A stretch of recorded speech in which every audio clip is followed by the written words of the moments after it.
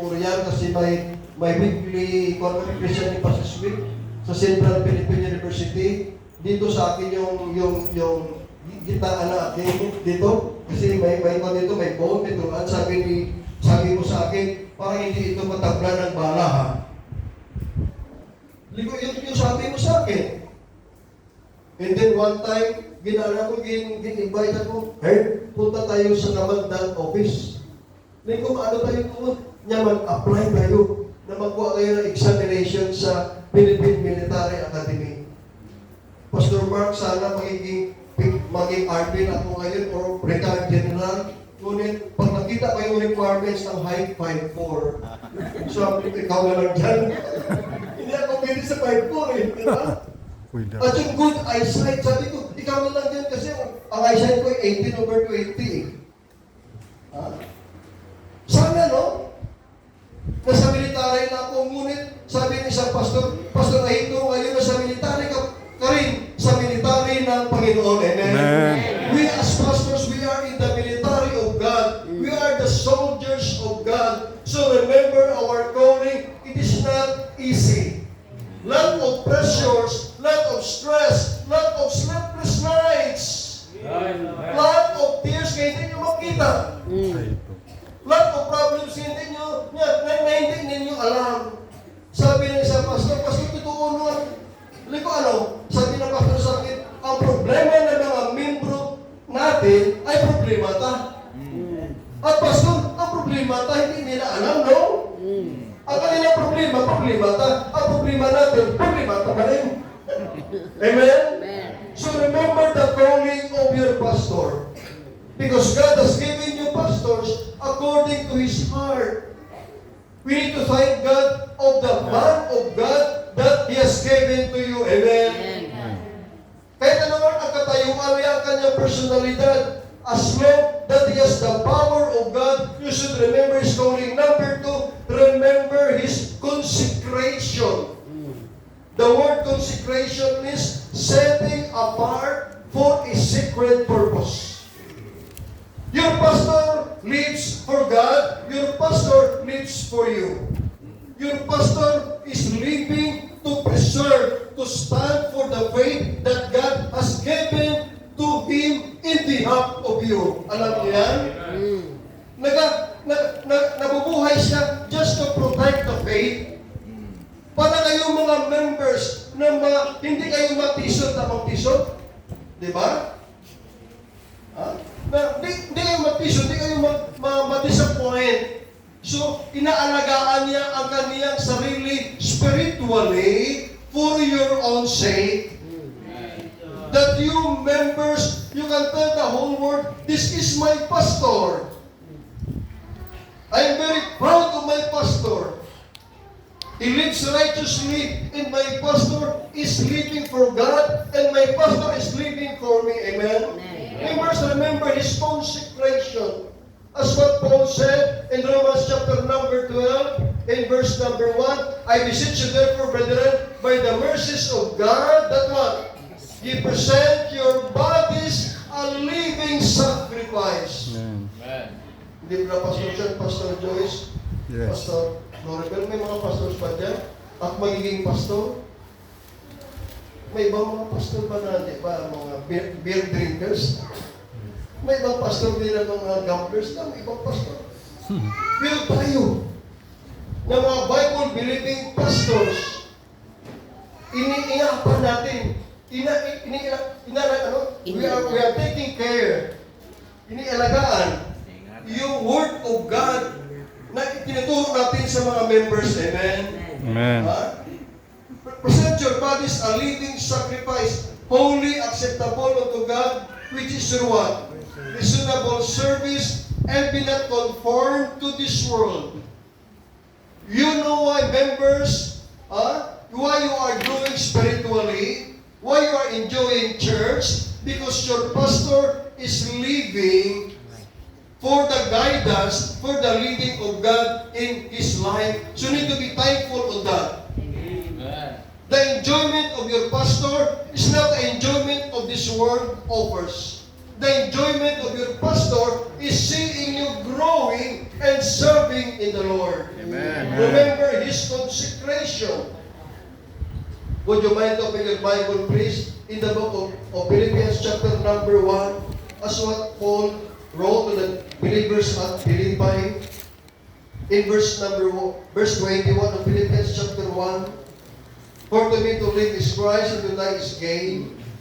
Verse 22, but if I live in the flesh, this is the fruit of my what? Labor. Yet what I shall choose, I would not. Paul said, sana itong dapat ko gawin, hindi ko gusto yan. For I am in a strait betwixt two. Sabi ni Paul, nandito ako sa gitna. Dito ako sa dalawang way. Yung kanyang sinasabi, in the strait betwixt two, having a desire to depart and to be with Christ is far better. Amen? Sabi ni Paul, sana mabuting mamatay na ako kasi maraming problema eh. Kasi mga membro, nagbibigay sa akin ng sakit sa ulo eh. Amen? Maraming problema. Ang muna sabi ni Paul, to be with Christ is far better. Nevertheless, to abide in the flesh is for what? Is more needful for you. Sabi ni Paul, sana gusto ko na magiging kasama ang Panginoon, ngunit hindi pa sa ngayon. Bakit? Kasi kailangan pa ninyo ako. Amen? Amen. Members, you still need your pastor. So remember his consecration. Welcome, Pastor John. Amen. One time, isa kita itong kapatid sa church, si Nanay Tilits. Sabi ni Nanay Tilits, Ma'am Margie, yung pastor, maano na lang kami kung wala ka na. Paano na lang kami kung wala ka na? Ay salamat sa Panginoon kasi nanay na una pa sa atin. Kasi nagkakakit sa brother. Mga 88 naman ang iya edad. Kaya least normal naman 88. No? Siguro, mas mawala pa sa akin.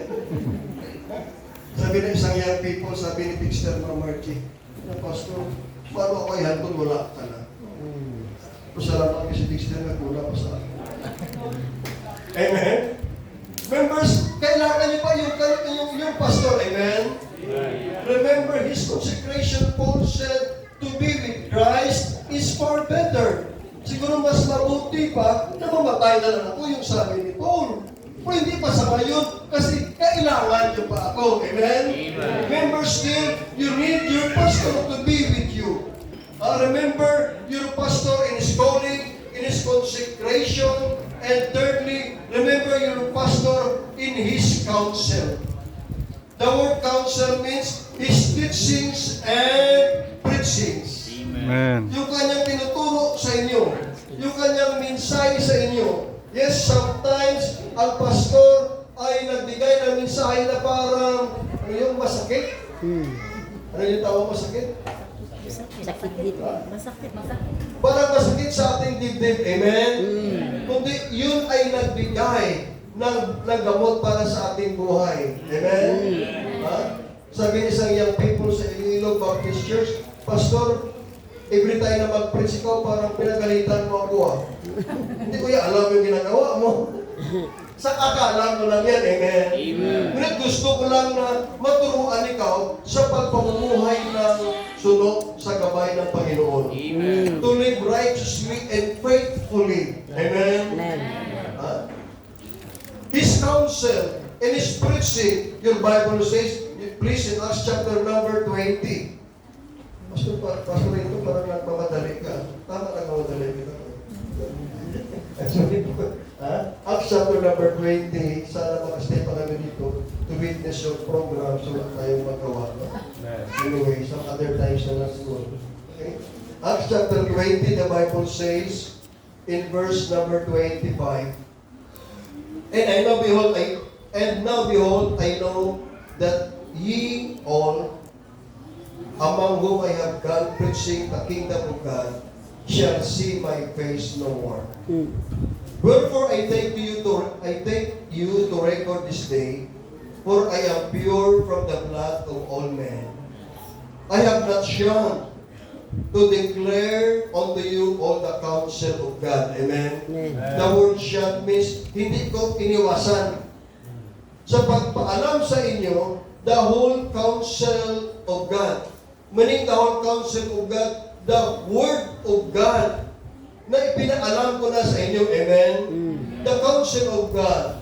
The Bible says, take heed therefore unto yourselves and to all the flock over the which the Holy Ghost hath made you overseers. He was talking to the pastors at Ephesus, their pastors' conference, to feed the church of God, which he had purchased with his own blood. For I know this, that after my departing shall grievous wolves enter in among you, not sparing what?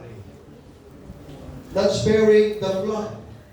Why Paul? He was reminding those pastors at Ephesus sa ilang gatherings because he knew na pag umalis niya, mayroon magkaroon sila na makaharap ng mga false teachers. Amen? Kapatiran sa ngayon, maraming mga false teachers. Na makita natin sa Facebook, amen? Ibang dayo ng Pilipinas, marami na hindi nagtuturo ng katotohanan. But praise God, we have our pastor, you have your pastor that is always teaching you and preaching to you the whole counsel of God. So that the Bible says that he be found blameless unto the coming of our Lord Jesus Christ. Amen. His counsel. Remember that in verse number 31, we said, he wrote them, therefore watch, and remember that by the space of 3 years, I cease not to warn everyone night and day with what? With tears. Members, it is our joy as pastors to preach to you the truth. It is our joy seeing you growing in the truth of God. Amen. Remember the counsel and the preaching of your pastor.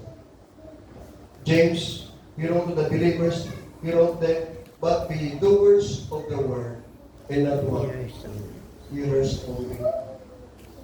Nowadays, in our churches, as I observe, there are a lot of hearers. Mabuti lang sila sa pakikinig. Tama? Ngunit, kaunti lang yung doers. Kaunti lang yung magawa ng responsibilidad sa church. You might say, Pastor Ahito, hindi ko alam kung anong dapat ko gawin sa church, sa ating church. Gusto mo malaman kung anong gawin mo. Number one, you can pray to God to show you what to do. And number two, you can go to your pastor and tell your pastor, ano ba ang sarap ko na matulong sa church? Amen. Volunteer yourself. Right. Don't be an audience. Amen. Don't be a watcher. Ang election every 3 years lang. But sometimes every Sunday, marami tayong watchers sa church. Hindi naman election. Amen. Every Sunday, marami tayong watchers sa church. Ang election every 3 years lang. Sana every 3 years lang tayo mag-watcher sa Comelec. Ngunit every Sunday, maraming mga watchers sa ating mga churches. But be a part. Be a part of the work of God. Your pastor is teaching you. Your pastor is preaching to you how you can get involved in doing the works of God. Amen. I am in the ministry right now since 1983 when I entered Bible school until today. For 43 years na, Mama. We are in the ministry. Amen. For 43 years na. Ano sa pakiramdam mo, Pastor? You are in the ministry for 44 years. Enjoy na enjoy. Amen. Amen. We are enjoying to be a pastor. Amen. Pag nakita namin yung mga members na they are applying the principles of the Word of God na itinuturo sa kanila. Amen. members that are here this afternoon, yung pastor mo ma-encourage mo siya. Yung pastor mo, ma-bless mo siya. Pag nakita niya sa iyong buhay, na yung kanyang tinuturo, ang kanyang pinipreach, is niya sa buhay mo. Tama? Tama ang Amen. Tagalog, is niya sa buhay mo. Amen.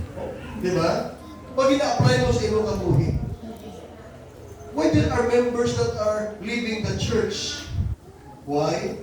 Alam niyo ba bakit na may mga membro na minsan umalis sa church, hindi na sila bumalik sa church. Bakit? Kasi hindi sila nakikinig sa totoo lang ng salita ng Panginoon. They are just sitters there. Lalo na pastor pag aircon. Di ba? Aircon eh. Di ba na church lang, hindi sa pagpamati, kundi sa tumas, kasi may aircon dito eh. Jokes only. Di ba? Amen. Hosea said, Hosea chapter 4 verse number 6, My people are destroyed for lack of what? Knowledge.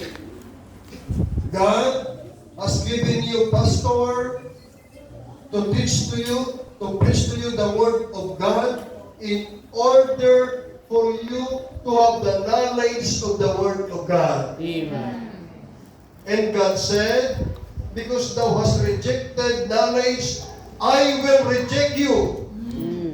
Members, pag hindi mo pinakinggan, pag hindi mo gin-apply yung preaching ng iyong pastor sa iyo, yung tinuturo ng pastor mo sa iyo, ang Panginoon rin ang kanyang gawin, hindi naman ikaw niya pakinggan.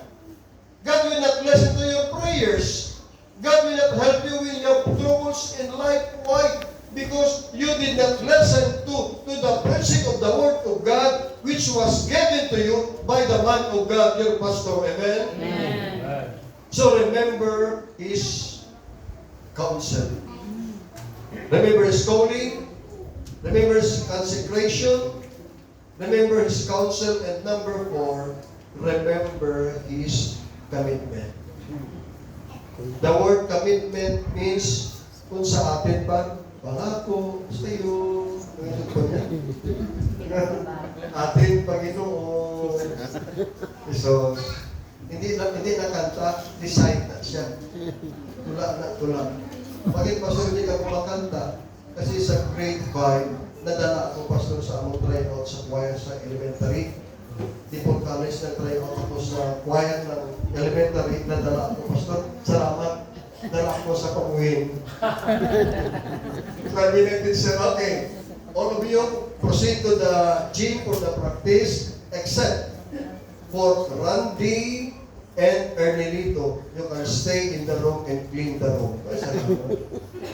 Yun may pobya ako sa music run. Yun nga eh. Si Mrs. Gilford ko siya kasi maganda sa mag-awit. So, siya yung aking kapalit sa awit. This commitment, I'm just joking, but that is the truth. Commitment means his dedication, his sacrifices. His dedication. Amen. Members in the middle of the night, nagkakatulog kaya. You are sleeping good. Mabuti yung pagtulog mo. But usually, most of the time in the middle of the night, your pastor is thinking about you. Your welfare, your situation in life. He's praying for you. Why? Because he has committed his life to God in behalf of you. Amen. His commitment. Yung Bible, please, in Acts chapter number 20, yung sinabi ni Paul 19, serving the Lord with all humility of mind and with many tears and what? Temptations. With which they fell living the lying in wait of the Jews. How I keep back nothing that was profitable unto you. Members, are you listening?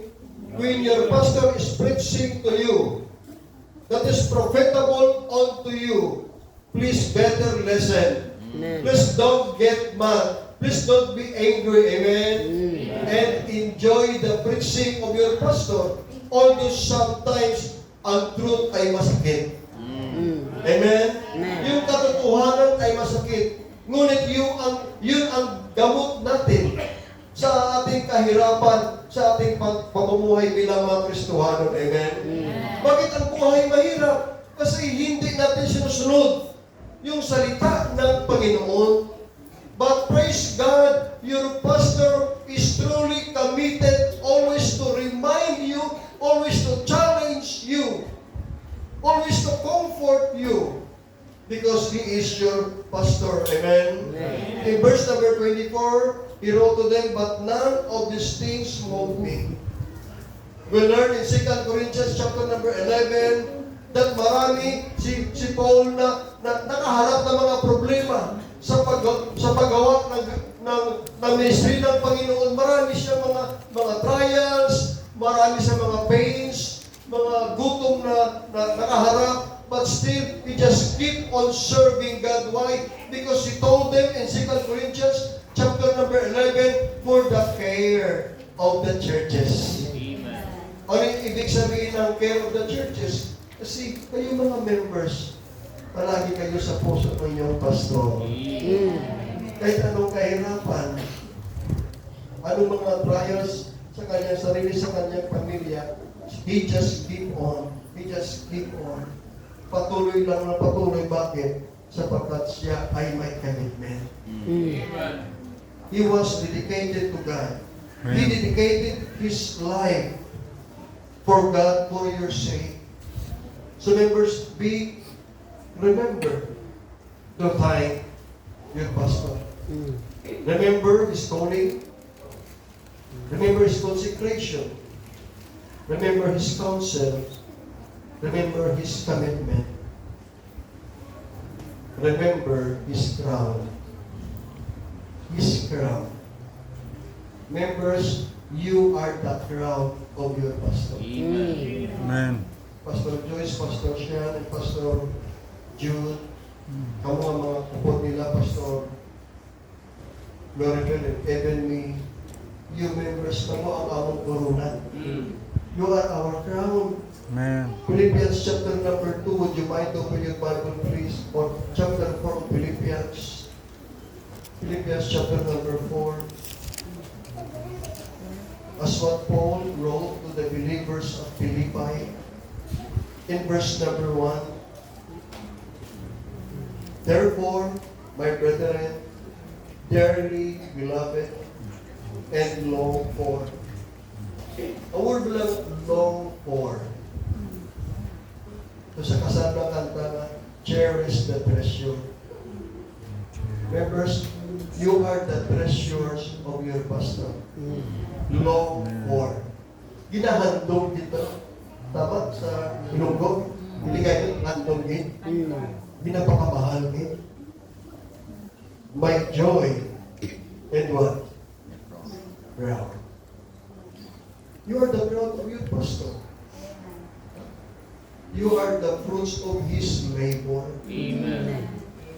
Kamabungas niya ng pagpapabulay. So, Pastor, what should I do? Anong gagawin ko, Pastor? Alam ko na pala na ako yung ground na aking pastor. My pastor is very proud of me. Anong gagawin ko, Pastor? Perform his given duty or task with. Perform his given, binigyan ka ng pastor mo na responsibilidad or task, dapat mo yan gagawin. Amen? Secondly, acknowledge him at all times. Acknowledge your pastor. He's your pastor. Be proud of your pastor. Amen? Let the people around you know, this is my pastor. Enjoy the presence of your pastor. Enjoy the company, the fellowship with your pastor. Number 3, stand for him. Stand for him. Amen. Tumayo ka. for your pastor. Tumayo kasi, pastor. Stand for your pastor. When somebody will say bad things about your pastor, i-review mo yung tao, or better, not to listen to that person, go away. Right. Yes. Baka mag-away pa kayo ng tao na yan. Amen? Amen. Di ba? Parang hindi maganda na sabi sa pastor ko. Para makaiwas ka ng gulo, umalis ka na lang. Kung narapin mo siya, dalawa kayo ng away-away na. Amen? Think always about your pastor. Think about him in your prayers.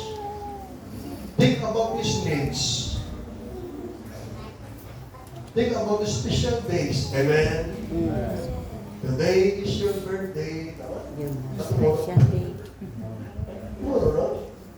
Every December 7, yung mga members ng Fundamental Baptist Church, alam nila yan.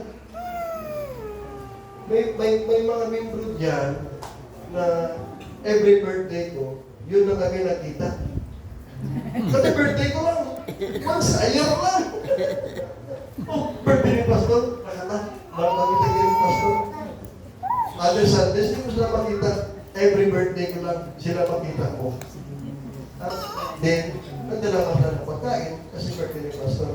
After ng birthday ni Pastor, hindi ko naman sila makita. I will wait to see them again next year, December 7. Aywan ko ano sa kanilang kalubang na ganyan. But at least they always remember their pastor, amen? Amen. Perform the duty that is given to you, acknowledge Him, stand firm for Him, think about Him always, obey His teachings and preachings, respect Him, respect His leadership. Katulad kanina ng awit ng quiet, double one, honor. Double respect. Amen? Amen. Double respect. If some of my classmates, they respected those retired generals sa military, they respected that person nga congressman sa third district, girespeto nila yung mayor ng isang banwa ng Guimaras, you know, some of them, they much more respect Pastor Ahito. Amen? Amen. Double honor, double respect. Respect your pastor at all times.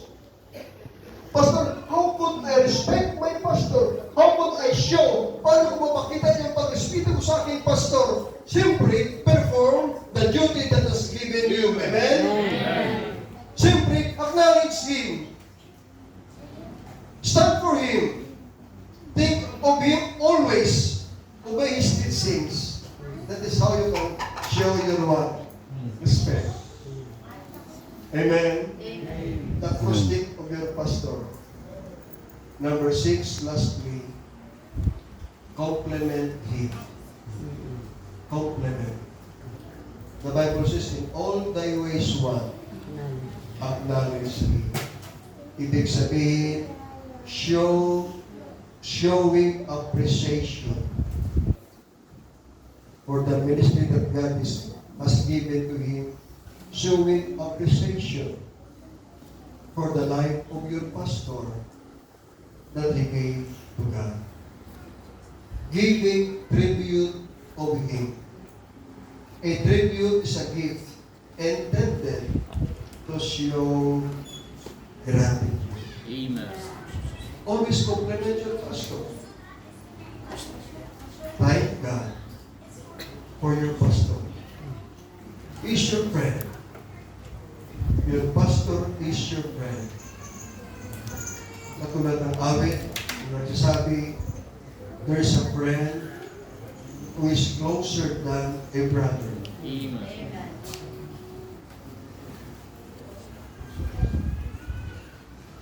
There is a friend who never walks away. There is a friend who is loyal than a brother. There is a friend whose critics cannot sway. Thank you for being a friend. Always a friend to the end. Showing that love has transcended. Oh, thank you. God bless you for being a friend. Members of Ecclesia, Metropolitan Bible Baptist Ecclesia, thank God that you are a friend. Your pastor. Members of other churches that are here with your pastor, Pastor Jude, Pastor Shaq, Pastor Joyce, thank God that Amen. you have a friend in the person of your pastor. Amen. A friend Amen. is closer than a brother. A friend who is loyal. A friend that never walks away. A friend when critics cannot sway. The word critics means when people say something bad about you, your pastor will not believe them. Because he's standing for you. Amen. Thank God for your pastor. He's your friend. Always a friend to the end. Showing that love has transcended. But thank you. God bless you for being a friend. Amen. My Pastor Rick Martin is my friend. Many of the pastors that I met are also my friends. You members, your pastor is your friend. His calling, his number 2, Consecration. consecration, his counsel, his commitment. You are his crown, and always compliment your pastor because he is your friend. Father God, salamat for the message that you have given to us.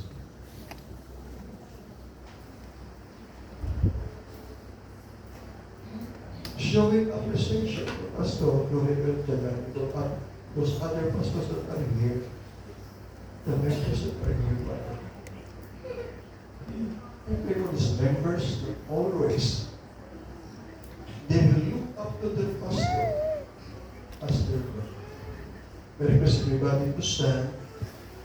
Everybody, the piano will play, the organ will play, members come and talk to God and be a friend to your pastor. You can come to the front. Or other members of other churches can come and talk with God, Lord. Use me to be a friend of my pastor.